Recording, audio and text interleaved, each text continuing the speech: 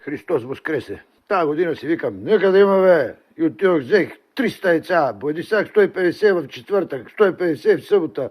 Викам си, чакай малко, сега трябва да вземем и нещо. Агнешко, отидох, гледам цяло стадо. Едно село тук до Пернишко. Викам, дай го цялото бе, викам бе, дай го бе, нека да има бе. Хубаво е да има бе. После отивам, викам, гледай сега, козинаци. Дай ми 40 броя, най-ефтиния ми е 25 евра, сметай. Няма какво да говорим. Нека да има бе, нека да има. И сега обаче нямам фризери. Сега ще си купя фризери, първо ще тегля един заем да ми дойде хубаво главата акъла и сега ще натъпча всичко в фризери, ама няма къде ги държим. Ще си нямаме помещение. До Коледа ще трябва да издържим. И сега 45 агнета, 68 козунака, 300 яйца. Ще ги направим, ще ги нагласим. Нека да има бе.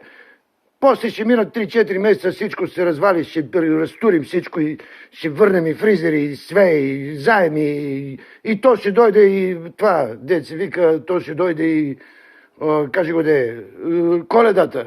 Там ще си пазарувам отделно. Нека да има бе!